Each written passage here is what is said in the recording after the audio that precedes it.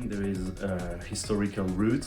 It's a feeling of exceptionalism, be outside of the big development of the big conflicts. It wasn't involved in the bigger World War I and World War II. And so there has been this idea of that Switzerland is like an island of stability and prosperity. Switzerland is a nation of will.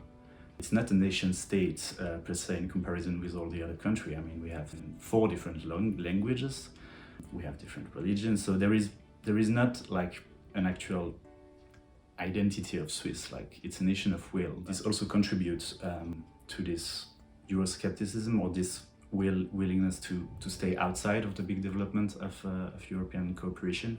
Even like the UN, they joined the UN only really late because they wanted to prioritize the economic cooperation, and so they have developed this doctrine Petit-Pierre, which is participating in economic cooperation based on free trade or those kind of agreements, but staying outside all of the political developments. So I'm Lauren Preisig, 24 years old. I've been a bachelor student in international relations for the last couple of years. And now I'm doing some internships before starting off a master. I'm Cedric Roth, I'm 25 years old, I live in Bern. I study international history and politics at the Graduate Institute, and generally I'm really fascinated and really interested in Swiss politics. So I think most of my friends, since I live in kind of a bubble, have the same opinion than I do. They're rather pro-European, but I don't really know if they would really, if there was a vote today, I don't know if they would really vote yes or no. But I definitely also have some friends that are against the European Union, so who feel really who oppose really strongly to this idea. Yes, I do. Mostly my left-wing friends are really for joining the EU, mostly because of the reinstating of Erasmus.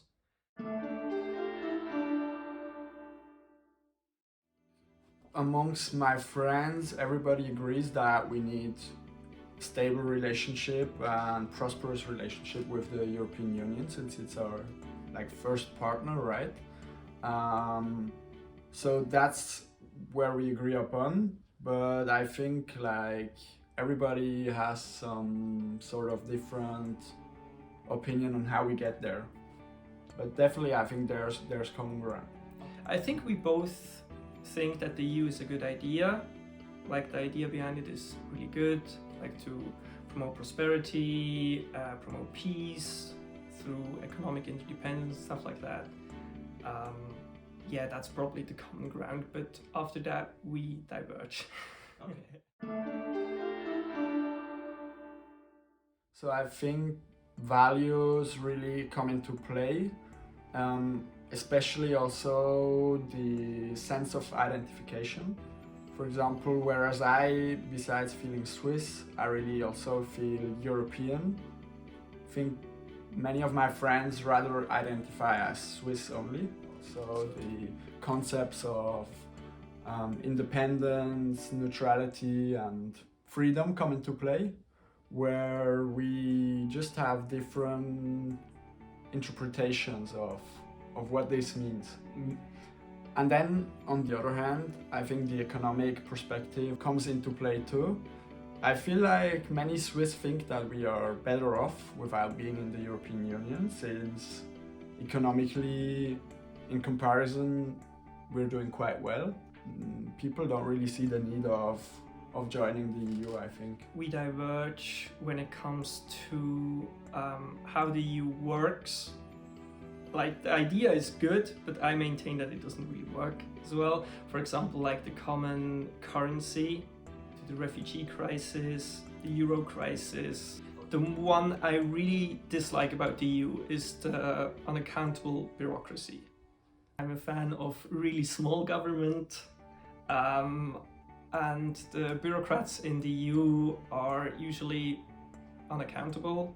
In my view, The reason why the anti-EU camp is bigger than the pro-EU camp is probably because a lot of people think that when we join the EU, the direct democracy or the semi-direct democracy Switzerland has will be jeopardized. I think it's a fear mostly about the big thing and being part of a big thing and losing independence. First of all, the values. Freedom for them, for many Swiss, that means complete independence, complete autonomy from in terms of political decision, and also neutrality, which keeps being that myth in our minds. And then the argument of being better off economically without the European Union. There is obviously big benefits to it. You have Erasmus. You also have various other treaties that actually promote trade, and Switzerland is a heavily exporting country, so this is really important for us too. And yeah, having just in general a closer cooperation with your neighbors is always good.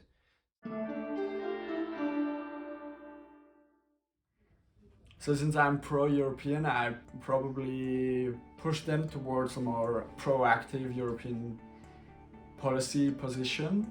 The Swiss government approaching the European Union, maybe even joining.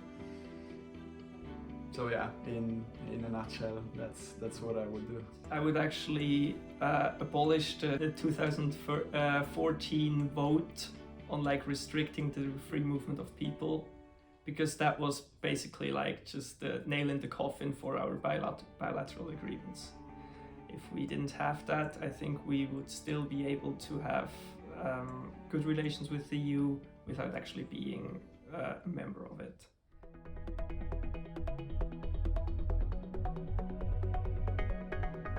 Well, I think now we are in a key moment in EU-Switzerland relations. The Federal Council has decided to terminate the negotiations on the institutional agreement last year. Now we're a little bit in the middle of nowhere, because I think the EU position is really clear towards Switzerland. Is there will be no new agreements, no participation in Horizon Europe, which is the most important funding program for research, as long as Switzerland don't accept to incorporate these institutional issues in their agreement. So if the EU position is clear, is if you want to develop your cooperation with us, with the EU, you need to accept these institutional components. And so I think the EU position is really clear. The one that is less clear is Switzerland's position. And the Federal Council in Switzerland need to really find a line and define what it wants, and because the EU line is really clear, you want to